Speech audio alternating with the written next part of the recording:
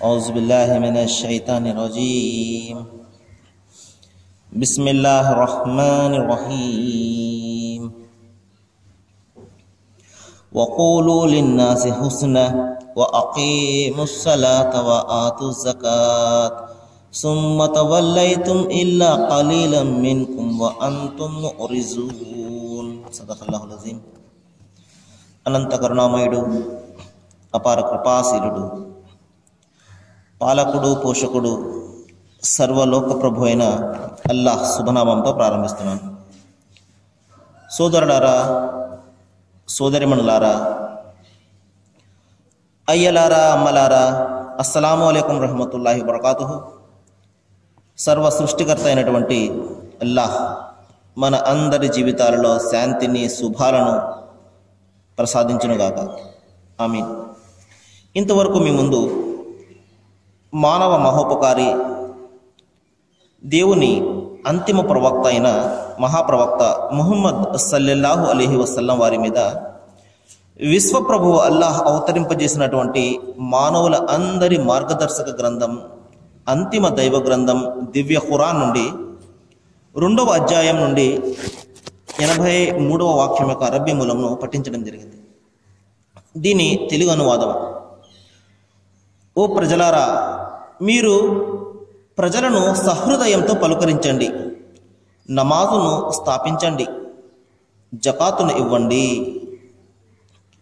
సోదరులారా, మనము గత కొద్ది దినములుగా దైవం యొక్క హక్కులు ఏమిటి, తల్లిదండ్రుల యొక్క హక్కులు ఏమిటి, బంధువులు, అనాథలు, నిరుపేదల యొక్క హక్కులు ఏమిటి, వీటినన్నింటినీ కూడా మనము చాలా వివరంగా తెలుసుకోవడం జరిగింది. ఇన్షాల్లా దైవం తెలిస్తే ఈ రోజున మరొక ముఖ్యమైనటువంటి విషయాన్ని గురించి తెలుసుకోవడానికి ప్రయత్నం చేద్దాం.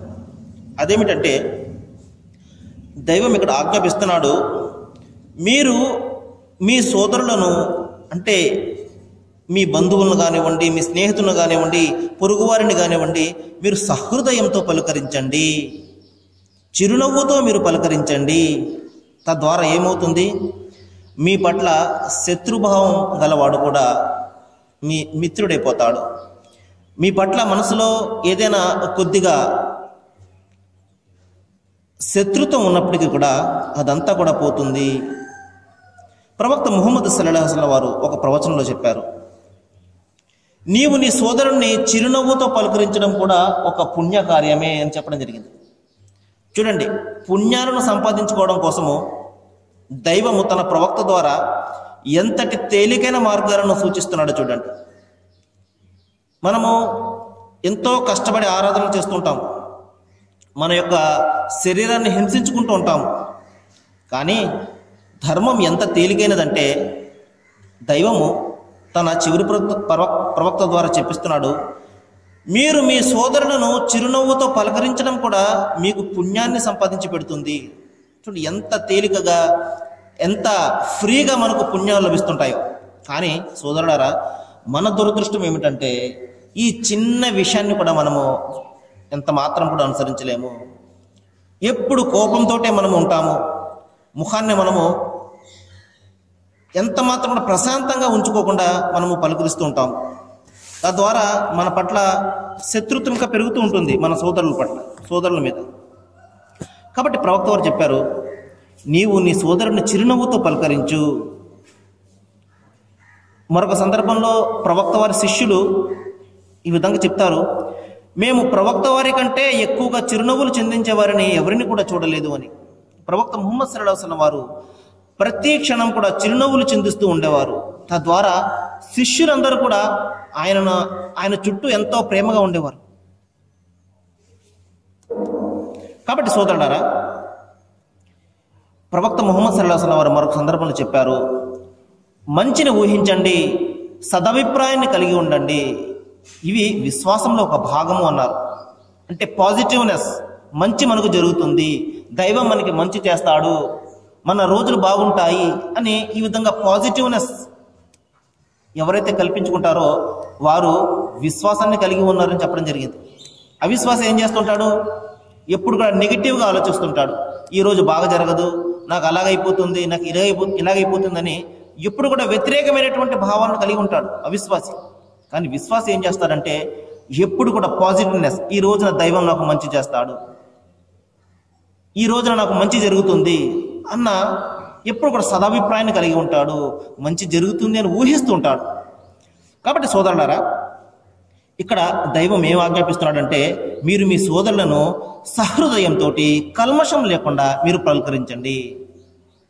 ప్రవక్త సల్లల్లాహు అలైహి వసల్లం వారు ఒక సందర్భంలో ఈ విధంగా చెప్పారు. ఒక వ్యక్తి వచ్చి, ఓ ప్రవక్త, నాకు మంచి ఆచరణను ఒకటి బోధించండి అంటే ప్రవక్త వారు అన్నారు, నీవు ఎవరి పట్ల కూడా కల్మషం లేకుండా ఉండు, ఎవరి పట్ల కూడా నీ మనసులో కాపట్యం కానీ, కోపం కానీ, శత్రుత్వం కానీ లేకుండా మనసును ప్రశాంతంగా ఉంచుకొని సోదరుల పట్ల ఇది అత్యద్భుతమైనటువంటిది అని చెప్పడం జరిగింది. కాబట్టి సోదరులారా, మనకు తేలికగా లభించే పుణ్యం ఏమిటంటే మనము మన సాటి సోదరులను చిరునవ్వుతో పలకరించడము, ఆనందంగా వారితో ఉండడము. ప్రవక్త వారు చెప్పారు, ఓ ప్రజలారా, దైవం మీకు చాలా కొద్దిపాటి జీవితాన్ని ఇచ్చాడు, ఈ జీవితం పోతే మరొక జీవితం మనకు ఎంత మాత్రం కూడా రాదు, కేవలం కొద్దిపాటి సమయాన్ని దైవం మనకి ఇచ్చాడు. ఇది రాబోయే మన జీవితం గురించి ఇది పెట్టుబడిగా పెట్టుకుని మనము పరలోకాన్ని సాధించడం కోసం దైవం ఒక చివరి అవకాశంగా మనకి ఇవ్వడం జరిగింది. ఈ జీవితాన్ని మీరు ఆనందంగా అనుభవించండి, దైవం నిర్దేశించినటువంటి హద్దుల్లో మీ జీవితాన్ని గడపండి. దైవం ఒక లిమిట్స్ను సూచించడం జరిగింది. ఈ యొక్క హద్దుల లోపల మీరు జీవితం గడపండి, ఆనందంగా గడపండి, తినండి, త్రాగండి, కానీ హద్దులు మీరకండి అని దైవం నిర్దేశించడం జరిగింది. ప్రవక్త వారు చెప్పారు, ఓ ప్రజలారా, మీరు ఆనందంగా ఉండండి, సంతోషంగా ఉండండి, ఇతరులకు సంతోషాన్ని పంచిపెడుతూ ఉండండి, బాధపడకండి, ఆనందంగా ఉండండి, దైవాన్ని ఆరాధిస్తూ ఉండండి. నిస్సందేహంగా ఈ ప్రపంచంలో కూడా మీకు శాంతి ఉంటుంది, మీ జీవితాలలో శుభాలు కురుస్తాయి, ఇంకా పరలోకంలో కూడా మీకు దైవము సాఫల్యాన్ని ప్రసాదిస్తాడు. ఆనందంగా ఉండండి, ఆనందాన్ని పంచుతూ ఉండండి. ఇది ప్రవక్త వారు మానవాళికి నిర్దేశించినటువంటి మాటలు. ఇంకొక సందర్భంలో ప్రవక్త సల్లల్లాహు అలైహి వసల్లం ఒక మాట చెప్పారు, ఓ ప్రజలారా, మీరు విశ్వాసులుగా మారినంత వరకు మీరు స్వర్గాన్ని పొందలేరు, మరి మీరు ఒకరినొకరు పరస్పరము ప్రేమించుకోనంత వరకు మీరు విశ్వాసులు కాలేరు అన్నారు. చూడండి, స్వర్గాన్ని పొందాలంటే, నిత్య జీవాన్ని పొందాలంటే మనిషి ఏం చేయాలి? విశ్వాసంగా మారాలి, విశ్వాసులుగా మారాలి. విశ్వాసులుగా మారాలంటే ఏం చేయాలి? ఒకరిపై ఒకరు ఆదరణ చూపించుకోవాలి, ఒకరినొకరు సహకరించుకోవాలి.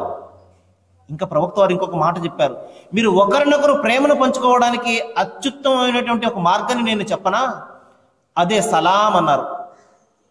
సోదరులారా, మీకు నేను ఈ రోజున సలాం అంటే ఏమిటి, ఎందుకంటే ముస్లిం సోదరులు సలాం అలైకుం అని ఒకరినొకరు పలకరించుకుంటుంటారు. దీని యొక్క అర్థం ఏమిటి, దీని యొక్క పరమార్థం ఏమిటి, ఈ రోజున నేను మీకు చెప్పడానికి ప్రయత్నం చేస్తాను. సోదరులారా, చూడండి, సహజంగా మనము వ్యక్తిని, మన స్నేహితులు కానివ్వండి, మనకు పరిచయస్తులు కానివ్వండి, మనకు కనిపించినప్పుడు సహజంగా మనము విషెస్ చెప్పుకుంటూ ఉంటాం, హలో అంటాం, హాయ్ అంటాము, లేకపోతే మరొక విధంగా మనము పలకరించుకుంటూ ఉంటాము. ఇవన్నీ కూడా మనకు ఎటువంటి ప్రయోజనాన్ని ఇచ్చేవి కావు. హాయ్ అన్న, హలో అన్న, ఇదంతా కూడా మనకు ఇంగ్లీష్ వాళ్ళు నేర్పినటువంటి సంస్కృతి ఇదంతా కూడా. ఇక మనము సహజంగా అయితే మన హైందవ సోదరులు అయితే నమస్కారం అండి అంటారు. సోదరుల, ఈ రోజున నేను మీకు నమస్కారం అంటే అర్థాన్ని వివరిస్తాను. చూడండి, సహజంగా ఎవరికి కూడా దీని యొక్క అర్థం తెలియదు, నమస్కారం అంటే ఏమిటి అనేది. సంస్కృతంలో నమః అంటే అర్థం ఏమిటంటే నేను కాదు అని, అస్కారం అంటే అస్తిత్వ ఆకారం అంటే నేను కాదు ఆ సృష్టికర్తయే, నేను కాదు ఆ ఓంకార స్వరూపుడే, నేను కాదు ఆ దైవమే, నేను కాదు ఆ సర్వలోక ప్రభువే అని ఇక్కడ చెప్పడం అనమాట. నమస్కారం అంటే అర్థం అంటే చూడండి, ఎంత అత్యద్భుతమైన అర్థమో అందులో దాగి ఉన్నది. కానీ మనకు తెలియదు, అది మనం ఊరికి చెప్పుకుంటూ వెళ్ళిపోతుంటాం, కానీ దీని యొక్క అర్థం ఏమిటో, దీని యొక్క పరమార్థం ఏమిటో మనకు తెలియదు. చూడండి, మనిషి తనకు తెలియకుండానే నా దైవం ఒక్కడు అని ఈ విధంగా సాక్ష్యం ఇస్తున్నాడు. చూడండి, నన్ను పుట్టించినవాడు ఒక్కడే అని మనిషి తనకు తెలియకుండా ఈ విధంగా సాక్ష్యం ఇస్తున్నాడు. చూడండి, నమస్కారము అంటే అర్థం ఏంటంటే నేను కాదయ్యా, నన్ను సృష్టించినటువంటి ఆ దైవమే నిజమైన వాడు, నేను కాదయ్యా. చూడండి, ఇంకా చూడండి, మరి ఈ సలాం అంటే ఏమిటండి? ఈ సలాం అంటే దీని అర్థం ఏంటంటే శాంతి అని అర్థం, శుభము అని అర్థం అనమాట. సలాము అలైకుం అంటే అర్థం ఏమిటంటే దైవం నీకు శాంతి చేయుగాక, నీ జీవితాల్లో శుభాలు ప్రసాదించుగాక, దైవం నీకు మంచి చేయుగాక అని మేలు కోసము తన సాటి సోదరునికి చేసే ప్రార్థన అన్నమాట. ఇది ఎంత అద్భుతమైనటువంటి అర్థం ఇందులో దాగి ఉన్నదో ఒకసారి గమనించిన సోదరులారా. మనము హలో అని చెప్పుకోవడం బాగుందా, లేకపోతే దైవం నీకు మంచి చేయుగాక అని మనము నిష్కల్మషంగా మన సోదరుల పట్ల మనము ప్రేమను చూపిస్తూ వారికి ప్రార్థన చేయడం బాగుందా? చూడండి, ఏది బాగుంది? మరి ఈ సలాం అనే సాంప్రదాయం ఉంది చూశారు, ప్రతి ప్రవక్త కూడా ఆచరించేవారు. నీకు ఒక ఉదాహరణ చెప్తాను, నీకు నమ్మశక్యంగా ఉండదు కానీ నిజాలు ఎప్పుడు కూడా నమ్మశక్యంగానే ఉంటాయన్నమాట. అబద్ధం అనేది, అపోహ అనేది, అపార్థం అనేది చాలా ఆకర్షణీయంగా ఉంటుంది, ఇట్టే మనసుకు తగిలేసుకుంటూ ఉంటుంది. కానీ నిజం చూసారా, ఇది చాలా చేదుగా ఉంటుంది. చూడండి, మనము ప్రవక్త యేసు వారిని మనం చూసినట్లయితే, క్రీస్తు యేసుని మనం చూసినట్లయితే, ఆయన తన శిష్యుల వద్దకు ఎప్పుడు వెళ్ళినా కూడా మీకు శుభము కలుగుగాక అని ప్రార్థించేవారు.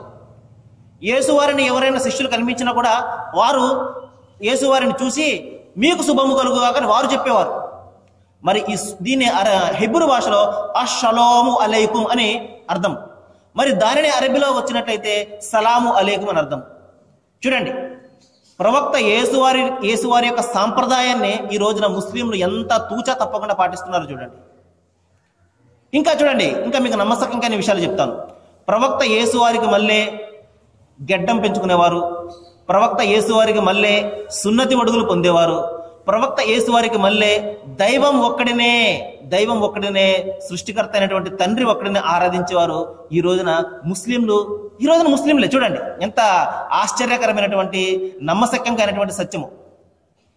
ఈ విధంగా ప్రవక్త యేసువారు తన యొక్క శిష్యులతోటి మీకు శుభం కలుగుగాక, మీకు శాంతి కలుగుగాక అని చెప్పేసి ప్రార్థించేవారు. మరి ఆ సంప్రదాయాన్ని ఈ రోజున ముస్లిం సోదరులు అనుసరిస్తున్నారు. ప్రవక్త వారు ఈ సాంప్రదాయాన్ని మరొకసారి జ్ఞాపకం చేస్తున్నారు. మీరు ప్రపంచంలో సలామును వ్యాపింపజేయండి, ఇది మీ సాటి సోదరులకు మేలు కోసం చేసే ఒక ప్రార్థన. ఎప్పుడైతే సోదరుడు నా సాటి సోదరుడు నిష్కల్మషంగా ఏ మాత్రం కూడా కపటం లేకుండా తన హృదయంలో నా కోసం ప్రార్థిస్తున్నాడే అని ఎంత ఆనందం కలుగుతుంది. వెంటనే అతన్ని కూడా వా అలైకుం సలాం, నీకు కూడా దైవం శాంతి చేయుగాక, నీ జీవితాల్లో కష్టాలను తొలగించుగాక, నీ జీవితాల్లో శుభాలను ప్రసాదించుగాక అని వీడు కూడా తిరిగి ఆ యొక్క సలాంకు సమాధానం చెప్తాడు. చూడండి ఎంత అద్భుతమైనటువంటి సందేశం ఇందులో దాగుందో. మేలు కోసం చేసే ప్రార్థనలో ఎంత నిష్కల్మషమైనటువంటి అర్థం ఉందో ఒకసారి చూడండి. ఇక సహజంగా మనము వందనమండి, వందనాలండి అని చెప్పేసి ఈ విధంగా కూడా మనం పలకరించుకుంటుంటాం. ఈ వందనం అనే పదము బెంగాలీ పదం అనమాట. ఈ బెంగాలీలో వందనం అంటే బందగి అంటే దాస్యం చేయడం అని అర్థం. చూడండి, నీకు వందనాలు అంటే నేను నీకు దాస్యం చేస్తున్నాను అర్థం వస్తుంది. కానీ మనిషి తన సాటి మానవులకి దాస్యం చేయడు, దైవానికి దాస్యం చేస్తాడు. కాబట్టి ఈ వందనము అనే పదము చూడండి మనము సరిగ్గా ఉపయోగించకపోతే దైవానికి చేసే దాస్యం నీకు చేస్తున్నాను అర్థం వస్తుంది. వీటన్నింటిని కూడా మనం పరిశీలించినట్లయితే ఈ సలాం అనే పదంలో ఈ విధంగా తన సాటి సోదరుల కోసం శాంతి కోసం చేసే ప్రార్థన ఎంత అత్యద్భుతంగా ఉన్నదో ఒకసారి చూడండి. అందుకనే ప్రవక్త వారు చెప్పారు, మీరు సలాంను వ్యాపింపజేయండి, ఈ విధంగా ప్రజలందరిలో కూడా వ్యాపింపజేయండి. తద్వారా ఒకరికి ప్రేమ కలుగుతుంది, ఆప్యాయత కలుగుతుంది. నా సోదరుడు నా గురించి ప్రార్థిస్తున్నాడు అన్న ఆ యొక్క అభిమానం అతనిలో కలుగుతుంది. ఇంకా ప్రవక్త వారు చెప్పారు, ఇస్లాం బోధించే ఈ దైవ విధేయతా ధర్మము, దీని అరబీ భాషలో ఇస్లాం అంటారు. ఇస్లాం బోధించే వాటిలో ఉత్తమమైనటువంటి కార్యం ఏది అంటే నీవు నిరుపేదకు భోజనం పెట్టడము, మరియు పరిచయం ఉన్నా పరిచయం లేకపోయినా అందరికీ కూడా సలాం చేయడము. అతను నాకు తెలియదండి, ముక్కు మొహం తెలియదు, అయినప్పటికీ కూడా మానవుడు కదా, సాటి మానవుడు, దైవదాసుడే కదా, సలాం చేయండి అతనికి. కానీ మనము సహజంగా ఈ నమస్కారం కానివ్వండి, సలాం కానివ్వండి, పరిచయం ఉన్న వాళ్ళకి చేయడం కానీ, లేకపోతే పెద్దవాళ్ళు చిన్నవాళ్ళు పెద్దవాళ్ళకి చేయడం కానీ, ఈ విధంగా మనము గౌరవ సూచకంగా మార్చేసుకున్నాము దీన్ని. కానీ ప్రవక్త సల్లల్లాహు అలైహి వసల్లం వారు చిన్న పిల్లలకు సైతము వీధిలో కనబడగానే సలాం చేసుకుంటూ ముందుకు వెళ్ళేవారు. స్త్రీలు కనిపిస్తే వాళ్ళకు సలాం చేసుకుంటూ ముందుకు వెళ్ళేవారు. ఎందుకంటే ఈ సలాం అనేది పరిచయం చేసుకునే పదం కాదు, ఇది వారి మేలు కోసము మనము చేసే ప్రార్థన అన్నమాట. దైవం నీకు శాంతి కలుగుగాక, నీకు మంచి చేయుగాక, నీ కష్టాలను తొలగించుగాక అని చెప్పేసి అది మేలు కోసం చేసే ప్రార్థన అన్నమాట. కాబట్టి సోదరులారా, ఇక్కడ దైవం ఏం ఆజ్ఞాపిస్తున్నాడంటే, ఓలు కౌలన్ సదీదా, ఓ మానవులారా మీరు ఎప్పుడు కూడా మంచిని మాత్రమే మీరు పలుకుతూ ఉండండి. ఈ భయంకరమైనటువంటి నోరుంది చూశారు, మన పెద్దలు చెప్తారు, నరం లేని నాలుక సర్వ విధాల చేటు అని. ప్రవక్త వారు కూడా ఇదే మాట చెప్పారు. మీ యొక్క ఈ నాలుక ఉంది చూశారు, మిమ్మల్ని స్వర్గానికైనా తీసుకుని వెళ్తుంది, లేకపోతే నరకంలోనైనా తోసివేస్తుందని చెప్పారు. నిజానికి మనిషి, దైవము మానవాళికి మనిషికి ఇచ్చినటువంటి అద్భుతమైనటువంటి వనరుల్లో ఈ నోరు ఉంది చూశారు, ఈ మాట ఉంది చూశారు, ఇది చాలా ఉన్నతమైనటువంటిది. ఎందువనంటే సాటి జీవాలకు మనిషికి మధ్య ఉండే ఈ భేదము ఈ మాట ఒకటే. మనలాగా ఆ జీవాలు మాట్లాడలేవు, కానీ మనిషి మాట్లాడగలడు. ఈ మాట యొక్క విలువ మాట రాని వారిని అడిగితే తెలుస్తుంది. ఈ ఎంత విలువైనటువంటి అమూల్యమైనటువంటి సంపదను దైవం మనిషికి ఇచ్చాడు. కానీ మనము చిన్న చిన్న కారణాలకు ఈ యొక్క నోరుంది చూసారు, దీన్ని ఎలాగ వాడతామంటే, ఎంత దుర్వినియోగపరుస్తుంటామంటే మన నరకాన్ని మనమే నిర్మించుకుంటూ ఉంటాం అన్నమాట. ప్రవక్త వారు ఒక ప్రవచనంలో చెప్పారు, మీరు 2 దవడల మధ్య ఉన్నటువంటి నాలుకను గురించి మీరు గ్యారంటీ ఇచ్చినట్లయితే నేను మీకు స్వర్గాన్ని గ్యారంటీ ఇస్తానని చెప్పి.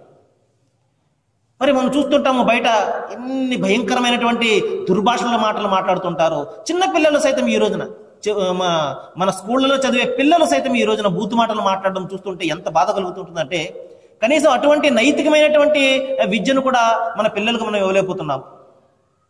ఈ విధంగా పిల్లలే కాదండి, కాలేజీ చదువులు చదువుకునే వాళ్ళు, మంచి ఇంగ్లీష్ కాన్వెంట్లో చదువుకునే వాళ్ళు కూడాను బయట భయంకరమైనటువంటి బూతు మాటలు మాట్లాడుతుంటారు. అందుకనే ప్రవక్త వారు చెప్పారు, నీవు నీ యొక్క మాటలను సంపాదించుకున్నావంటే, నీ నాలుకను నువ్వు సంపాదించుకున్నావంటే నిన్ను స్వర్గానికి వెంట తీసుకువెళ్తుంది. లేదు ఇష్టం వచ్చినట్టు దీన్ని వినియోగించావంటే మరి ఇది నిన్ను నరకానిలో తోసేస్తుందని చెప్పడం జరిగింది. మనం చూస్తుంటాం, మన పెద్దలు కానివ్వండి, ఎవరైనా ఇద్దరు స్నేహితులు కలిశారంటే వారి మధ్య భయంకరమైన బూతు మాటలే వారు వస్తుంటాయి. మరి ఈ విధంగా మన యొక్క నాలుకను మనం ఎంతగా దుర్వినియోగపరుస్తుంటామంటే, దైవము మనిషికి ఈ అద్భుతమైనటువంటి నాలుకను ఎందుకు ఇచ్చాడు అంటే, దైవం యొక్క అనుగ్రహాలను గుర్తించి ఆయనకు కృతజ్ఞత కల్పించాలి, ఆయన యొక్క సంస్మరణ చేయాలి.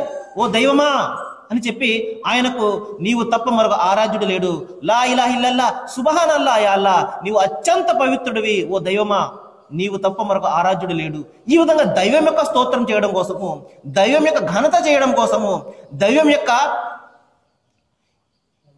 దైవాన్ని మనం సంతోషపెట్టడం కోసము మనము మన యొక్క నాలుకను ఉపయోగించాలి తప్పించి ఈ విధంగా దుర్భాషలు మాట్లాడి, బూతు మాటలు మాట్లాడి, ఇతరులను నిందించి, తోలనాడి ఈ విధంగా మన యొక్క ఈ నోటిని మనం దుర్వినియోగపరుచుకున్నట్లయితే మరి ఎంత అద్భుతమైనటువంటి వనరు మనకు ఇచ్చాడో దైవము, ఇది మనకు నరకానికి తీసుకుని వెళ్లే మార్గంగా మారిపోతుంది. మనం చాలా జాగ్రత్తగా ఉండాలి. కాబట్టి సోదరులారా, ఇంకా మనం ఎక్కువగా చేసే పని ఏంటంటే, ఈ నాలుగుతోటి నిందలు వేస్తుంటాం, పరోక్షమైనటువంటి నిందలు వేస్తుంటాం. 2 మనుషులు కూర్చుని మాట్లాడుకుంటున్నారంటే 3వ వ్యక్తి గురించే ఉంటుంది, 4 మాట్లాడుకుంటున్నారంటే 5వ వ్యక్తి గురించే ఉంటుంది. పరస్పరము మనము ఇతరుల మీద మనము చాడీలు చెప్పుకుంటూ పరోక్ష నిందలు చేసుకుంటూనే ఉంటాం. మరి ఈ పరోక్ష నింద ఎంత భయంకరమైనటువంటి పాపం అంటే, ప్రవక్త ముహమ్మద్ సల్లల్లాహు అలైహి వసల్లం వారు చెప్పారు, నీవు నీ సోదరుని యొక్క మృత శరీరాన్ని తినడంతో సమానం అన్నారు. చూడండి ఎంత భయంకరమైనటువంటి మాట ప్రవక్త వారు పోల్చారు. మన సోదరుడు చచ్చిపోయాడండి, చచ్చిపోయినటువంటి మన సోదరుడి యొక్క మాంసాన్ని తినగలమా మనం? ఎంత భయంకరమైనటువంటి పరిస్థితి అది. మరి నీ యొక్క సోదరుడు పరోక్షమైనటువంటి, అతను అక్కడ లేనప్పుడు ఎవరైతే లేనటువంటి తన సోదరుని గురించి ఎవరైతే నింద వేస్తుంటాడో, మరి అటువంటి వారు తమ మృత సోదరుని మాంసాన్ని తినడంతో సమానం చెప్పడం జరిగింది. అప్పుడు శిష్యులు ఈ విధంగా అన్నారు, ఓ ప్రవక్త, మరి నేను ఏదైనా ఒక విషయం ఒకని గురించి చెప్తున్నప్పుడు నిజంగా అతనిలో ఆ విషయం ఉంటే అన్నారు. అంటే ఉదాహరణకి ఒక వ్యక్తి బాగా అబద్ధాలు ఆడుతుంటాడండి, అతని గురించి అతను లేనప్పుడు నేను ఎవరితోనైనా చెప్పాను అనుకోండి, పలానా వ్యక్తి చాలా ఎక్కువ అబద్ధాలు ఆడుతుంటాడు అని చెప్పేసి, అప్పుడు ప్రవక్త వారు అన్నారు, అదే పరోక్షం ఏంటంటే ఒకవేళ అతనిలో లేనటువంటి విషయాల గురించి నువ్వు చెప్తే అది అపనింద అవుతుందని చెప్పారు. చూడండి, నేను ఒక వ్యక్తి గురించి మాట్లాడుతున్నాను, ఆ లోపం అతనిలో లేదు, అది అపనింద అవుతుంది. ఒకవేళ ఉన్నా కూడా నేను మాట్లాడుతుంటే అది పరోక్ష నింద అవుతుంది. అంటే ఒక వ్యక్తి గురించి మనం మాట్లాడుతుంటే ఆ వ్యక్తి అక్కడ తప్పనిసరిగా ఉండాలి, ఒకవేళ లేడనుకోండి అక్కడ అది పరోక్ష నింద అనమాట. ఒక వ్యక్తి సమక్షంలో లేకుండా మనము మాట్లాడడం అనేది భయంకరమైనటువంటి అపనింద. దీనిని పట్ల మనము చాలా జాగ్రత్త వహించాలి. ఎందువలనంటే ఈ రోజున ప్రపంచంలో మనమంతా చేసేది ఈ పనే. మన సాటి సోదరుల గురించి అతను లేనప్పుడే మాట్లాడుకుంటుంటాం, అతని గురించే మనము చెడుగా చెప్తుంటాము. ఈ విధమైనటువంటి భయంకరమైనటువంటి తప్పులు మానవాళి ద్వారా చేయించి ఆ శైతాన్ అనేవాడు తనతో పాటు నరకంలోకి తీసుకుని వెళ్ళిపోవాలని చెప్పేసి ఈ రోజున మనిషి వెనకాల తిరుగుతున్నాడు. కాబట్టి సోదరులారా, దీని గురించి మనము చాలా ఎక్కువగా జ్ఞాపకం పెట్టుకోవాలి. ఇంకొక విషయాన్ని చెప్పి నేను ముగిస్తాను.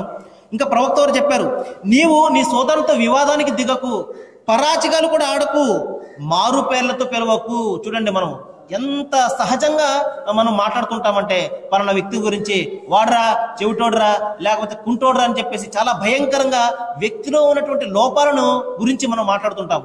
ఎంత భయంకరమైన పరిస్థితి చూడండి సోదరులారా. మరి అటువంటి అవయవ లోపమే మనకుంటే మన పరిస్థితి ఏమిటి? ఆ అవయవ లోపం అనేది దైవం అతనికి ఇచ్చినటువంటి ఒక దైవము అతను ఒక పరీక్ష పెట్టాడు. దానికి మనం సానుభూతి చూపించాలి. కానీ అతనిలో ఉన్నటువంటి ఆ శారీరక లోపాలను ఎత్తి చూపుతూ మనం మాట్లాడుతుంటాం. అతను లేనప్పుడు ఆడరా, కుంటోడ్రా ఈ విధంగా అన్నాడరా, గుడ్డోడ్రా ఈ విధంగా అన్నాడు అని చెప్పేసి. మరి ఎంత భయంకరమైనటువంటి పాపాన్ని మనకు తెలియకుండా మనం మూటకట్టుకుంటున్నాము చూడండి. ప్రవక్త వారు ఉన్నారు, నీవు నీ సోదరునితో మారు పేర్లతో పిలవకు, ఇచ్చిన మాట ఎంత మాత్రం కూడా తప్పకు అని చెప్పడం జరిగింది. ఇంకా ప్రవక్త వారు చెప్పారు, ఎవడైతే చాడీలు చెప్తుంటాడో వాడికి ఎంత మాత్రం కూడా స్వర్గ ప్రవేశం ఉండదు అని. సోదరులారా, ఇవన్నీ కూడా నిత్యము కూడా మనము చేసే పాపాలు ఇవన్నీ కూడా చాలా చిన్నవిగా మనకు తోస్తున్నాయి. కానీ ఈ పాపాలు కలిపి కొండల మాదిరిగా పెరిగిపోతాయి. మనం చేసే ప్రతి మంచి పని కూడా ఇక్కడ ఏ మాత్రం కూడా పనికి రాకుండా పోతుంది. ఎందువలంటే మనం చేసే మంచి కంటే మన పాపాలు ఎక్కువైపోతే మనం చేసేది కూడా ఏమి ఉండదు. ఈ చిన్ని విషయాలు కానీ మనము నరకానికి తీసుకుని వెళ్ళే విషయాలు కాబట్టి చాలా జాగ్రత్తగా ఉండాలి. మనము దైవం ఇచ్చినటువంటి ఈ అమూల్యమైనటువంటి వనరులను సద్వినియోగపరచుకోవాలి. లేకపోతే మనకు నిస్సందేహంగా ఇవి ప్రతికూలంగా మారి స్వర్గానికి బదులు మనను నరకానికి కూడా తీసుకువెళ్ళిపోతాయి.